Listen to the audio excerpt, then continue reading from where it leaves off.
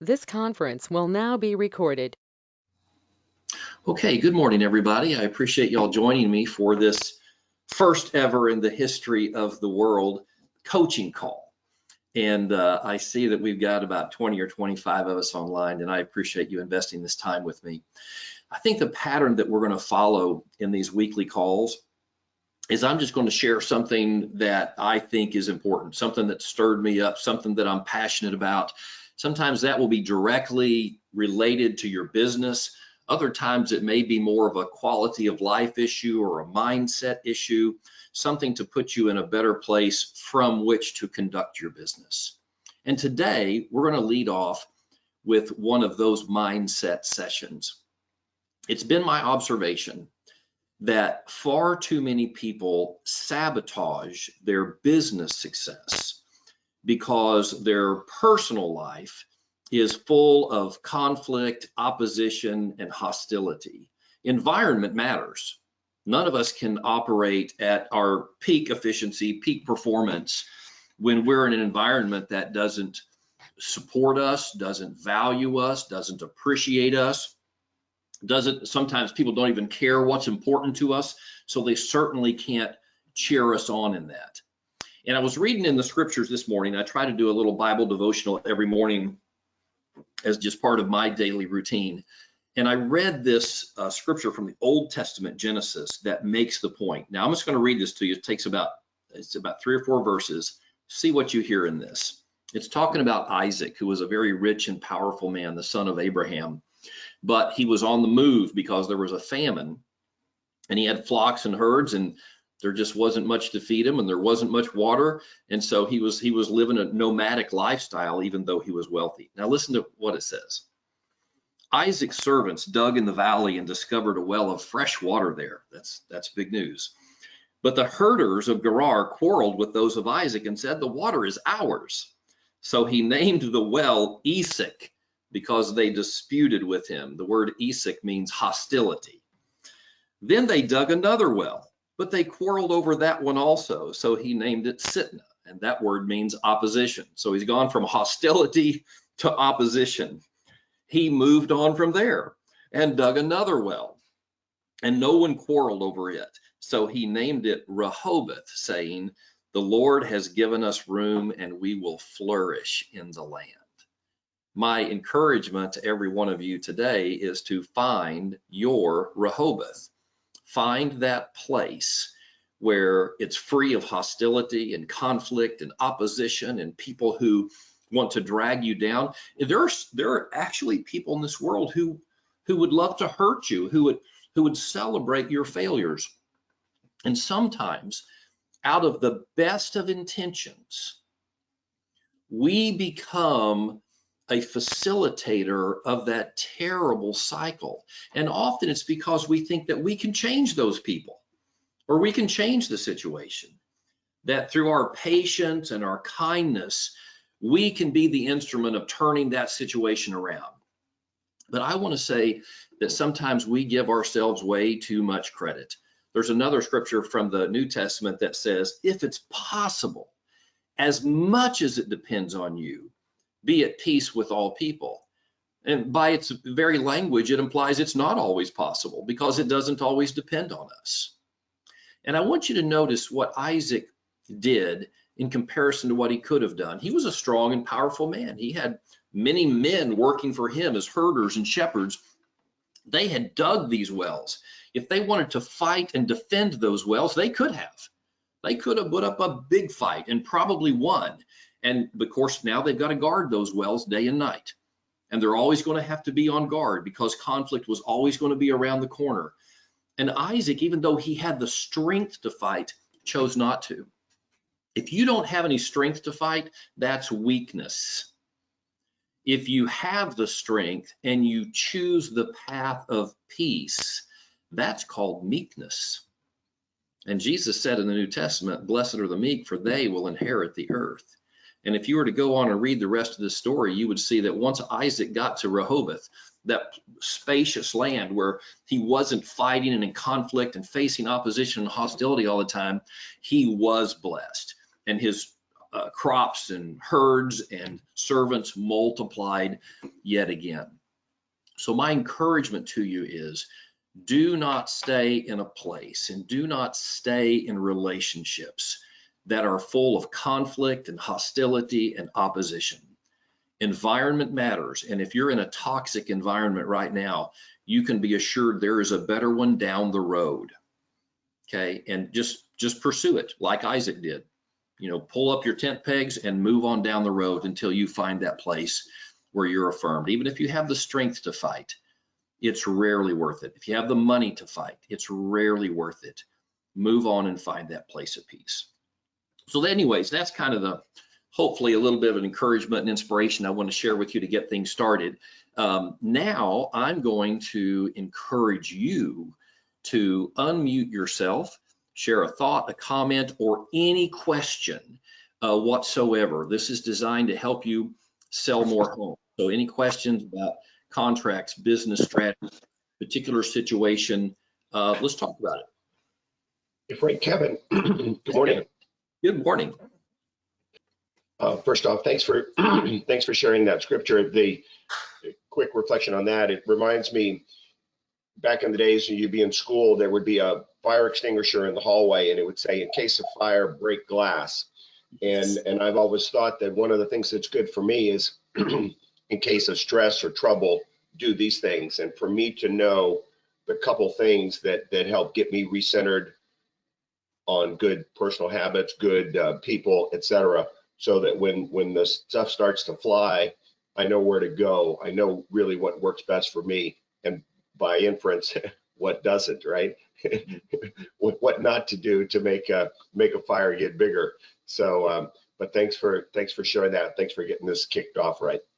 Okay, my pleasure. Thanks for the feedback, Kevin. Now, you know the danger. If you don't ask me questions, I'm going to ask you questions. Well, Frank, I have that was very helpful for me too, and I kind of needed to start my day off with that. So thank you. You're very welcome. My questions are just basic ones, and I hope it's not like too silly. But when you sent the message out about the business cards. Yes. When we're ordering our business cards, are we listing ourselves as the Abby team at XEP Realty? Yeah, EXP Realty, I'm sorry. Yeah, that's a great question, Rochelle. When I refer to the Abby team at EXP Realty, that is almost a figment of my imagination. It doesn't actually exist. TREC doesn't recognize it, HAR, EXP, nobody. But I had to come up with a name to describe these people who came with me on this journey, and so that I continue to serve you as an identifiable group. So I call you the Abby team at EXP Realty. But you are in fact an individual agent, and your EXP business card should just have your name and your contact information on it. Okay, and then my other question, you mentioned in one of your classes yesterday that we have a website. Where do we get that information about the address if we wanted to include that on the card? So when I sent out that getting started guide where your link to the business cards is on page 6, somewhere else in that getting started guide, and I can't quote the page number, it tells you how to activate your KV Core account at EXP. Okay. And that KV Core account will include your new KV Core website. So just go back to that same guide I sent out and flip through that. Okay, thank you. You're very welcome. Great question to get us started.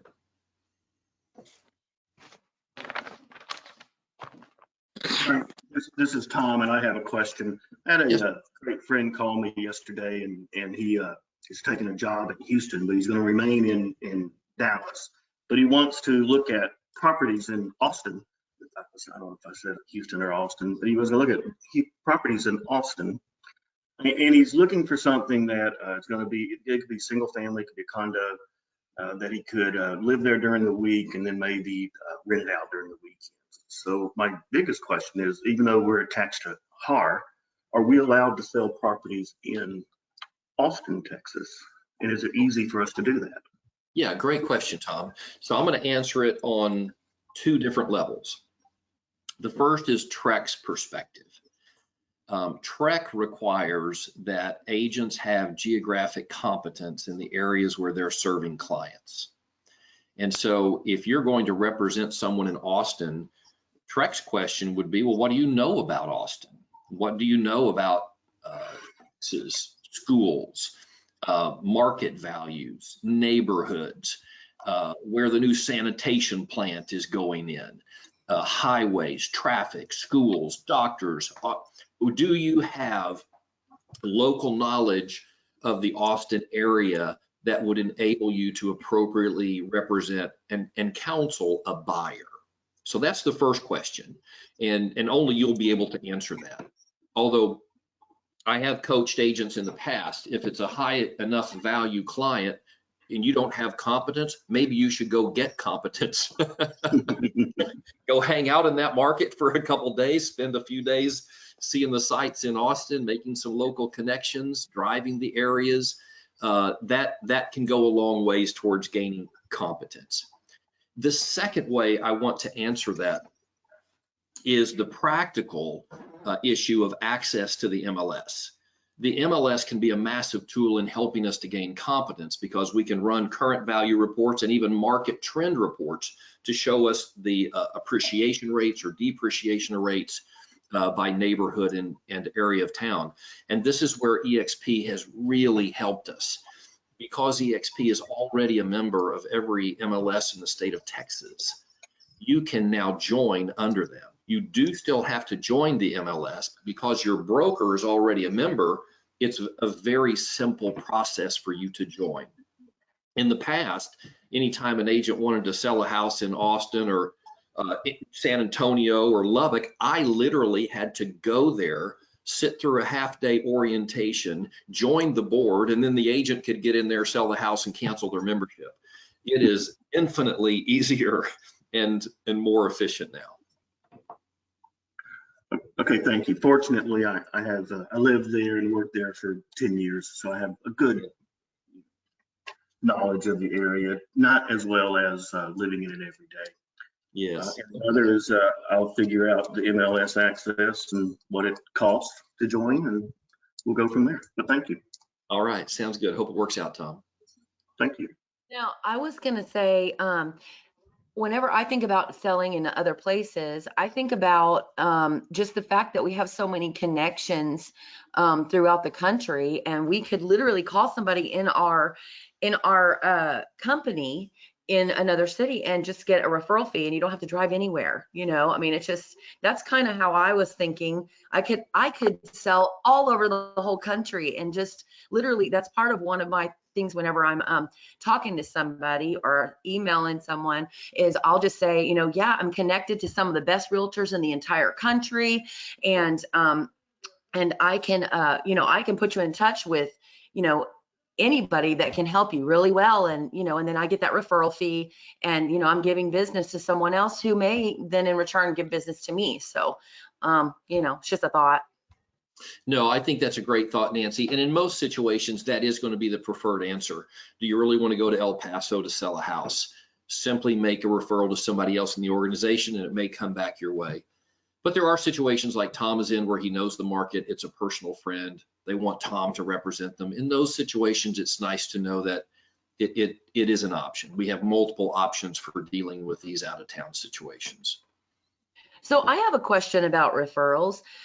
When you give someone a referral, it's always a funny feeling in my belly thinking, okay, well, this could take a while, and how am I going to know when they close, and can I trust? And is there a way to know if you've referred somebody and they've closed, and just making sure that you get paid on the referral? Just curious. Yeah, so, no, it's a great question and very legit, because I bet I've given out 100 referrals at least in my career, and I've probably gotten paid on about 2 of them. And I know that most of them closed, and I simply forgot about it. I moved on mentally, and the agent who received the referral completely omitted to pay. So there are a couple things you can do, Nancy. First of all, stay in touch with the person you referred, and stay in touch with referring agents. Maybe just put on your weekly call to get a status update. The other thing that you can do to kind of check what they tell you, is through the MLS, HAR, there is a service called Data Co-op. And if you go in there, it actually gives you realtor level access to every MLS in the country. That's why they call it a co-op. And so you could go in there. Now you would have to, this is actually not a great solution. I was going to say you could pull up, if it was a referral for a listing, you could go in and search that exact property and see the status of the listing, whether it has gone pending or sold. So that's kind of what I had in mind. If it's a buyer, you're not going to be able to use MLS services to find out if it's closed. So just use a combination of staying in close touch and then monitoring Data Co-op. Nellie, I see your mic is unmuted. You must have something on your mind. Is there a phone number we can call for Sky Slope? I'm sure there is. You should go directly to skyslope.com. Have you done that yet? Yeah, I played around with it yesterday, but I can't seem to find how to do like an apartment transaction. Yes. So your simplest way to do that is probably going to be to pick up the phone and call Heather Murley.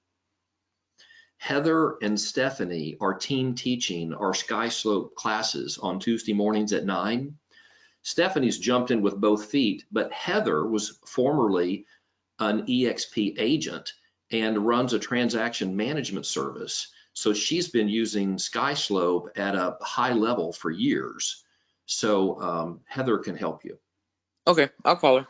Yeah, give her a call. And by the way, this is one of my tips and tricks. If you want another agent's phone number in this area, just type it into your Google search, Heather Murley HAR, and her HAR profile will pop right up with her phone number on the home screen.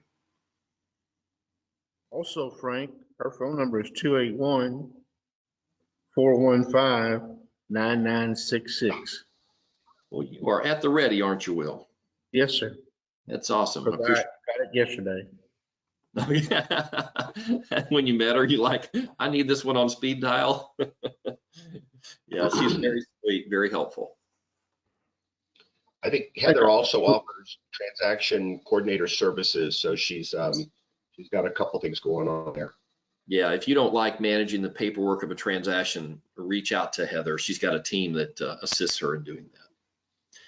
Frank, going back to the referrals, is there a standard referral fee? And I believe I've seen a form where if I'm going to make a referral, let's go back to Tom's scenario, I'm going to refer my buyer to another EXP agent in the Austin area.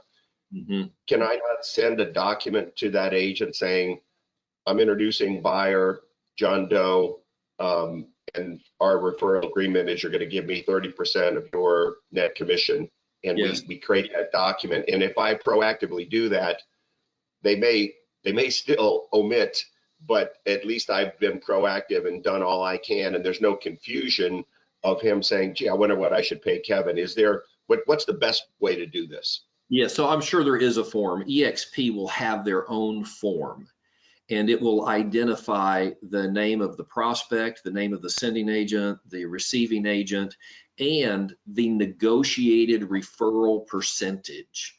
So Nancy asked 25%. That is a standard. I've seen higher and I've seen lower, and it is completely negotiable. But whenever I'm involved in a referral situation, I always think 25% is a fair number, sending or receiving, unless there's some unusual circumstance. So Raphael, I see that you are unmuted. Did you have a question? I was going to ask you, Frank, I've gotten several solicitations to attend certain meetings by certain people to get a view of what's coming up in the market and how it looks, and kind of forecasting Yes. the kind of business. I would like to have your opinion on that, not looking at those things, but actually you as My a broker. opinion on the market. Right. Yeah, I feel a little inadequate to answer that question because I have been doing this so long I have learned by experience, it's really impossible to predict what's coming next.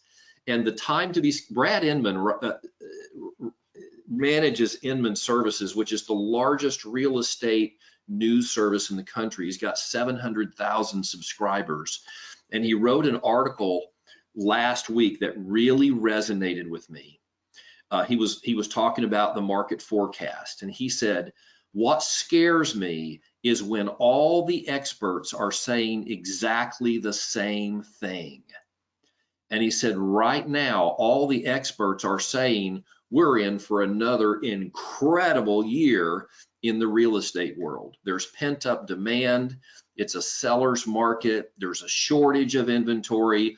Immigration is still at very high numbers.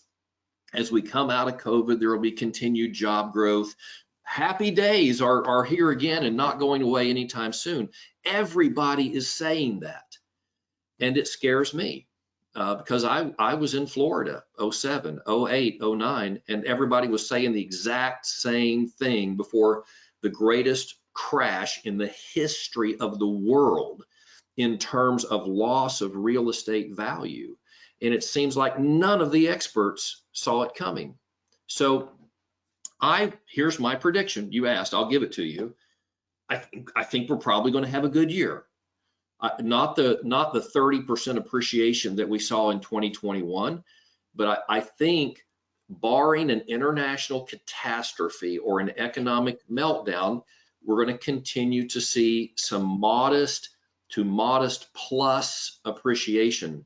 But I hold that very lightly because a Russian invasion of Ukraine, a Chinese invasion of Taiwan, another variant outbreak of COVID that we were not looking for, any of those things could totally derail the economy. So I'm still in a very cautious mode. I'm expecting good things to happen, but I'm not betting on them to happen. If I was sitting on a pile of cash right now, I would not be putting it in real estate. I would be selling rather than buying right now. So I hope that wasn't too conflicted for you, but that's where I'm at. Victoria? Well, just a comment. I was reading in the Wall Street Journal about this very idea, and they were a little more pessimistic than what some of the others. They were saying that they just pretty much what you said. There would be a slowdown. There wouldn't be the great appreciation, and the hope is that it doesn't totally go down because then people will be upside down in their houses. But yeah, it was a little more realistic in the journal. Well, we know that interest rates are going up. And if there was any single driver of the rapid growth we've seen in the seller's market, it's that money has been so cheap. You know, rates down 2.75 range. Well, now they're up to 325, probably going to 3.5, 375 for the highest, best qualified borrowers. That's going to put a little bit of a chill on the market. Melanie Brown, is there something on your mind? Yeah, I have a question. This weekend is going to be my very first open house ever. So on these property flyers, can you explain exactly? I'd like to make some today, but I don't really know exactly how to go about doing that. Okay, so within EXP, you have access to an enterprise version of Breakthrough Broker that will do all of that for you. You literally will be able to go in there. It has direct connect to the MLS, select the property, and it will auto-populate your flyer with your picture and contact information, and then the photos and the property description from the MLS. Now, Say that again? What is that again? Yeah, what is that? So I described it as the enterprise version of Breakthrough Broker. That is not how EXP describes it. That's what it is. They probably call it the EXP Whiz Bang marketing platform. I have not personally used it. Melanie, I would encourage you to go back to that getting started guide that I sent out to everybody yesterday with the free link to the business cards. Yeah. There will be a page in there that talks about their marketing platform. And I haven't been in the system long enough to come up to know the name of it. But so Tom says it's in the marketing section of EXP. So are you referring to EXP World or EXP Enterprise, Tom? EXP Cloud. The cloud, okay, EXP Cloud, I'll go there. And then Melody's in the marketing section. Yeah. Okay, And there's everything you need there. You just click on it and put the information in, and it'll print your flyers or produce your flyers. Oh, that's perfect. Thank you so much. Okay. Yeah, if you haven't figured out, there's a few EXP web addresses you really need to know. EXP World is actually an app that rests on your computer, but EXP Cloud and EXP Enterprise are the two sites that are essentially the gateway to everything else in EXP. Quick comment there, Melanie. Good luck on your open house. I'll tell you, in my vast experience with open houses, which is pretty small, but I've done a few, and put a lot of time and energy into printing up these flyers, creating them and printing them up. I am not convinced they are worth the effort, because everybody has got a digital device. One of the things is that you say, oh goodness, I just gave out my last flyer. Give me your digits and I will send you this electronically. And then you go from your HAR app and you send them the listing from your HAR app. It forces an interchange, it forces things, then they've got it digitally and they're connected with you. And that's where I'm going forward. I'm not printing. I was spending time and money, color copies, and at the end of the day, wasn't as connected with these folks. And so that would just be a suggestion. But good luck with your open house. I know you'll do well. Yeah, so I think this is an incredible time to hold open houses, because there's such a shortage of inventory and buyers are so desperate. And even though it's also incredibly hard to find homes to hold open right now. And I've heard the frustration of some of you this week as you've called around trying to find them. But let me encourage you to stay in the hunt. I showed a home on Tuesday afternoon, and it was 4 o'clock was the showing time.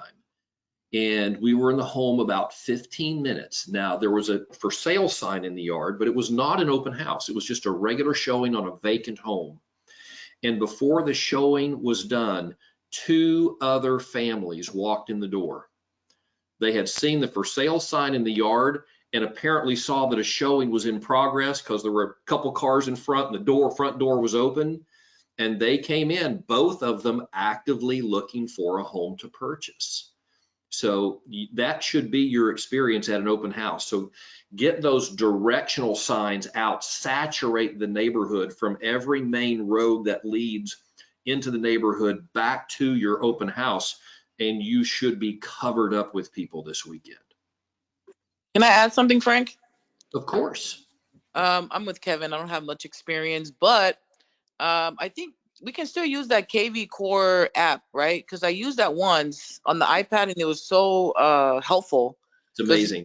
Yeah, people just come in and that way you don't have to read their chicken scratch and the emails, but they just input it in there and then it goes directly to your KV Core so you can follow up. Yes. So that's just because I'm lazy, but I put up the signs and put up a smile and put a cookie in the microwave and make it smell good. There you go. That's high level stuff, Melly. What do you mean you're new at this? I'm a fan of the KV Core open house app as well. It just makes registering people super simple. And then if you're using your KV Core CRM as the heart of your business, it just gets better and better, because the app will send those contacts straight into your CRM. And from there, it's so easy to set up saved searches and auto sends when stuff comes on the market that matches what they're looking for. So it's very efficient.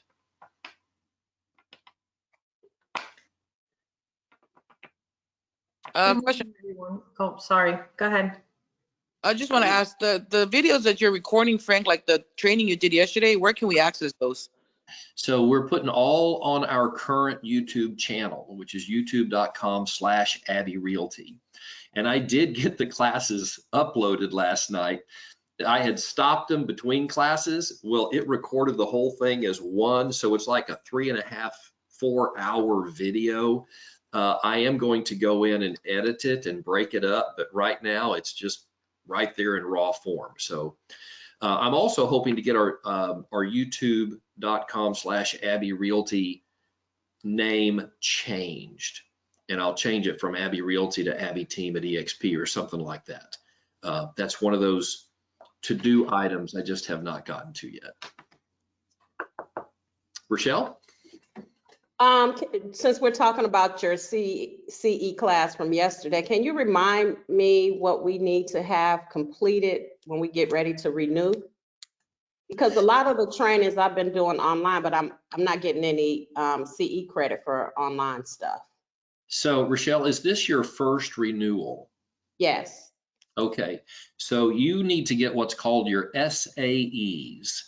And that's going to be 98 hours of education. And it includes your Legal Update 1, Legal Update 2, a 3-hour contracts class, and the Code of Ethics class. But the others, the vast majority of the other 80+ hours are specified, they're specific courses by TREC. And the simplest way I know to identify them is to call Champion School of Real Estate, give them your license number, and they'll be able to pull up exactly what you need, compare that to what you've already taken and is on record, and they will give you a personalized roadmap to license renewal. Okay, thank you. You're very welcome.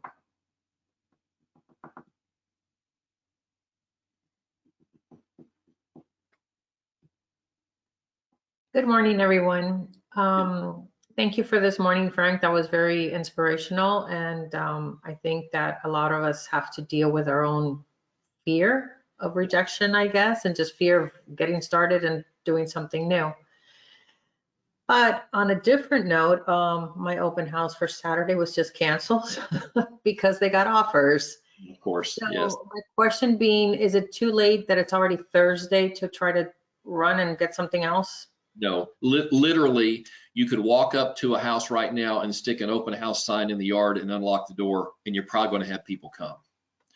So normally we do coach you to do your advertising, get it on Facebook, put the time sign in the yard early in the week, all that kind of stuff. Mm-hmm. But the normal rules don't really apply right now. True. So if you find something on Saturday morning that's going to let you host it open, go throw out the signs and open the door and get ready for a party. Okay, thank you. You're very, by the way, I've mentioned, obviously you can reach out to any EXP agent, but Adam Olson team, and now most of their listings are to the north, Conroe to Huntsville and beyond. But you can also reach out to the Franklin team, particularly. I mean, they've got listings all over the metro area. They carry well over 100 active listings at any given time. But let them know that you'd like to host them open. And even because they have so much builder inventory, say you're even open to hosting builder spec homes. Those are few and far between, but maybe they'll let you host a model or something like that. Just be creative and reach out to these resources we have, and you should be able to come up with something.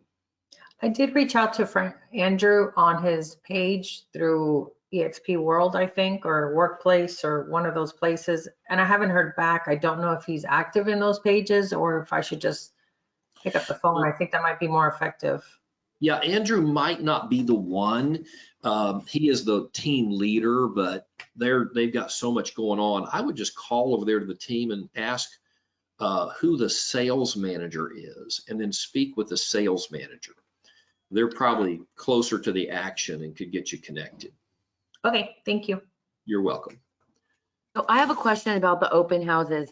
I was talking with somebody yesterday, and whenever you open up and you're about to go show a house, and then you see this little thing that says open house on this day.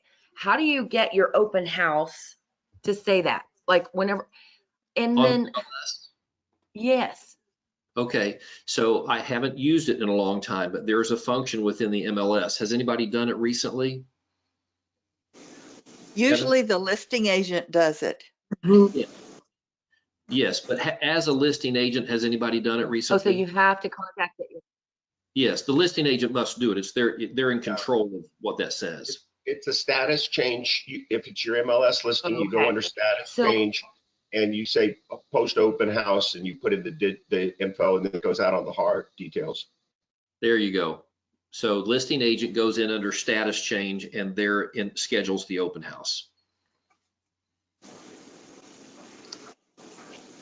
Okay. Frank, I have a question. I remember that Lance Loken came and spoke to us. He has 25 pages of listings. Yes. Is he a good one to contact? So, by the way, Nancy, your mic is on, but we're not hearing you. It looks like you've got a bad signal. So, Jeanette, I don't believe Lance Loken came and spoke here. You may have heard him somewhere else.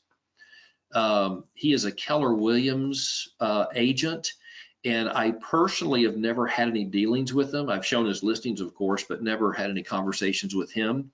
So I would say give it a shot. You've got nothing to lose by reaching out and offering your help in marketing his listings.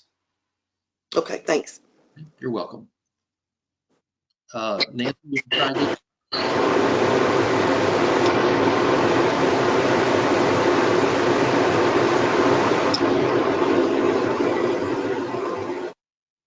No, okay.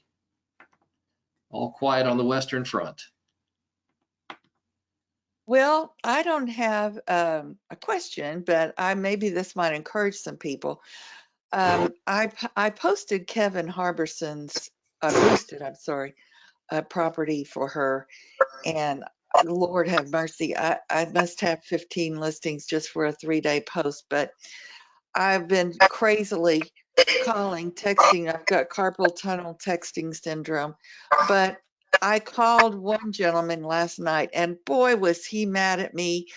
Oh boy, I didn't mean to do that. That Facebook just filled all my information out, blah, blah, blah. And I've gotten a call and a text and everything, and I will never use you. And I said, oh, I'm so sorry. I said, golly, I didn't know Facebook did that. And I kind of calmed him down a minute. And then he said, I just wanted to see the pictures. I said, how about if I just send you the pictures from her to your email? Just send me emails. I said, okay. He said, what I want is I want to buy 4 and 5 bedroom homes. We have senior living homes that we do, and we're looking for some homes. And so that was my opening. And I Yeah. said, oh my goodness, I really admire that. That is such a needed fun. I just, gave him it, and now I'm his, I'm looking for him. Yeah, absolutely. So Victoria, that's the story of the day right there.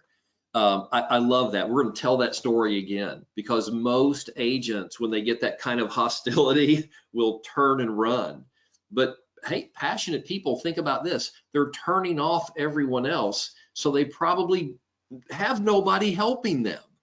So if you can just keep your cool, make light of it, make fun of it, laugh at yourself, and stay engaged with them, you can absolutely win them over. And that's a great testimony to it. So well done, Victoria.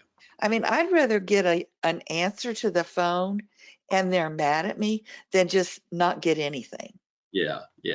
So the basic principle to convert some of these, situations that start a little difficult is to stay into curiosity. And even when somebody reacts it completely out of proportion to the perceived offense, be curious. Why would they be so upset? Have they had a bad experience with their realtor? Are they being inundated by calls right now? Is it something in their personal life that's going on? What could I do to help that situation? Take some stress off their plate. So stay curious, stay engaged, and you'll win a lot of those. And Nancy, I saw you just posed a question. Let me see if I can find it here. Are you saying I don't need permission from the listing agent? Are you saying to put the open house banner on the MLS? Only the listing agent can do that. I'm talking about if I want to do an open house, are you saying that I can actually go open a house and No. do it.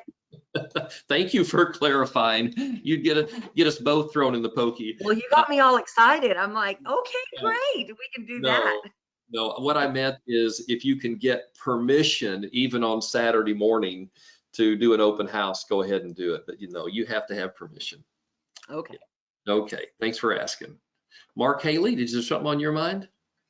Yes, sir. So my in-laws are going to be moving from New Braunfels in closer to the Katy area to be closer to their new grandson. They're wanting to move into their new place, whenever they actually decide on that, by the end of summer.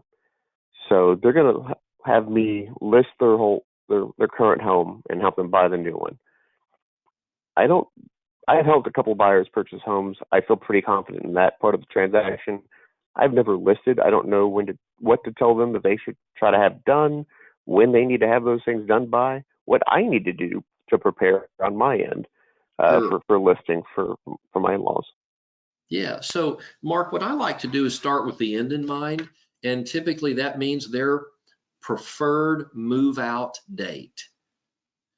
So, for example, if they're wanting to not move until August, I know in this market, if I put it on the market right now, I'm going to put them in a heap of trouble because we're going to sell that house and we'll be closed within 6 weeks.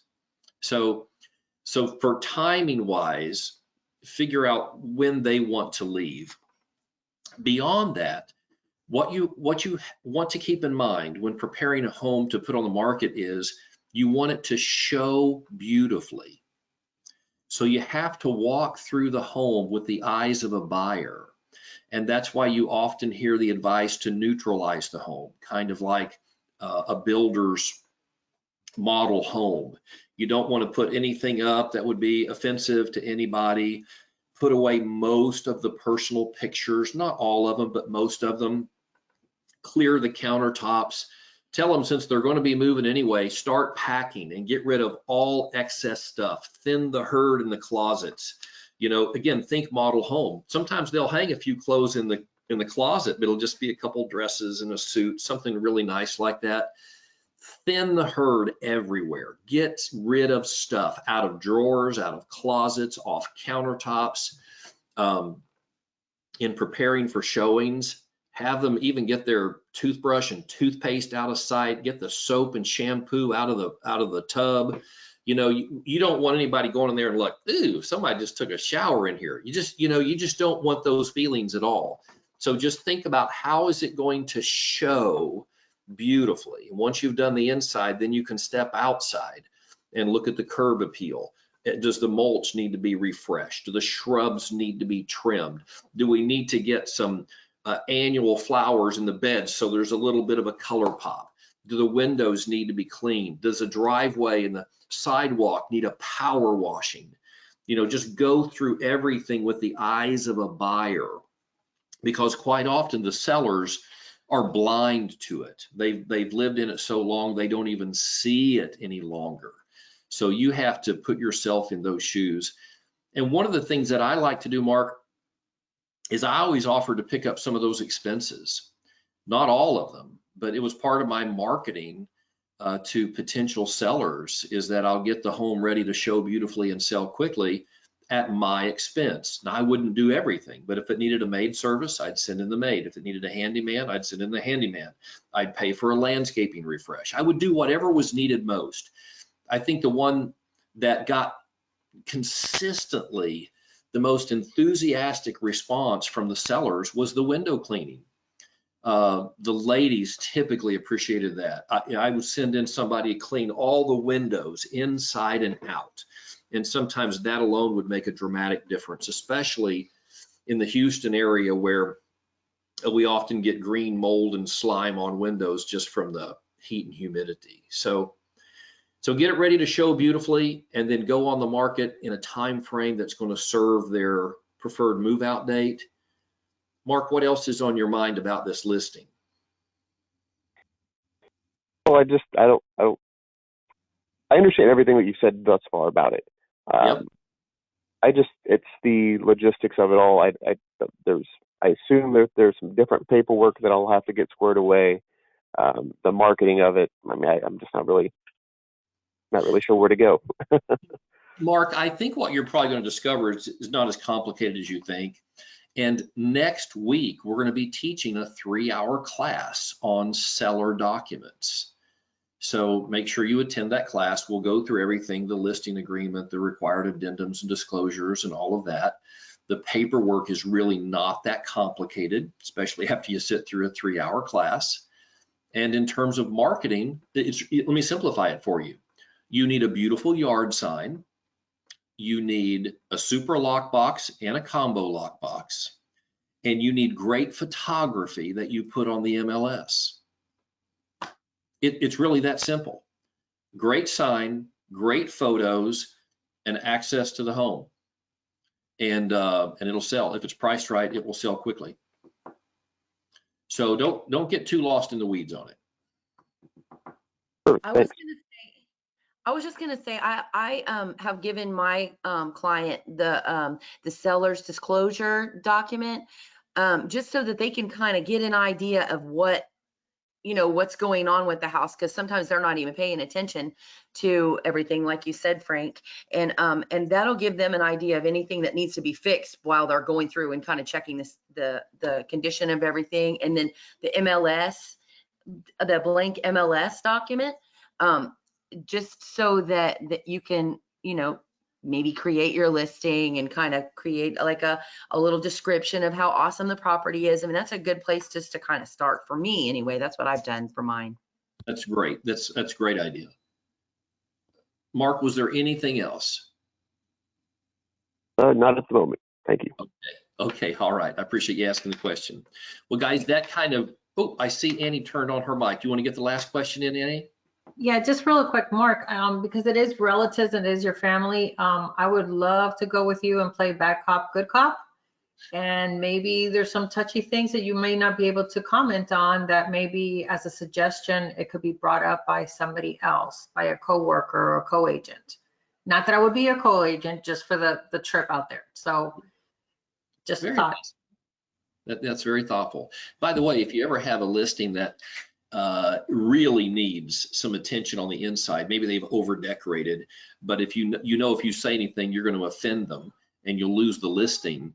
In those cases, you typically want to bring in a stager, and what you want to pay for instead of a window washing or a landscaping refresh is a free staging consultation. And then you let the stager be the bearer of bad news that you need to get rid of the Elvis collection and the Barbie dolls and all the other craziness. I had a seller one time who literally themed every room in the home. One was barbershop, one was dolls, one was Elvis. Completely was like a museum. It was really, really kind of freaky. So, okay, guys, we're going to wrap this up. I appreciate y'all being part of this. I would also appreciate your feedback, not in the moment right now. If you have any comments about how we can make the time together even more helpful, you let me know, because we're going to do it every week, this day, Thursday at 9 a.m. Okay? All right. Thanks guys. So much, Frank. My pleasure. Thank you. Thank you. Thank you. All right. Bye-bye.